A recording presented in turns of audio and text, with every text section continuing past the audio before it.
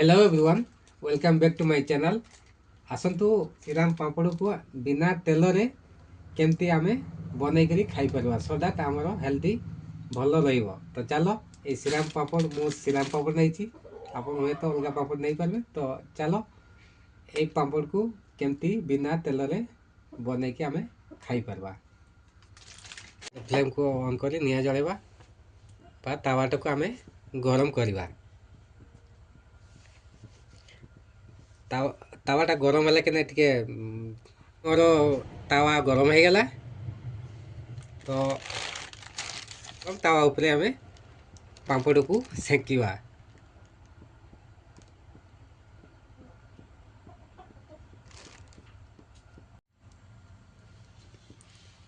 एमती टिके उल्टे दवा पापड़ नहीं तो एकात को दुईटा भापर मु दुईटा पापड़ को सेकी पारि।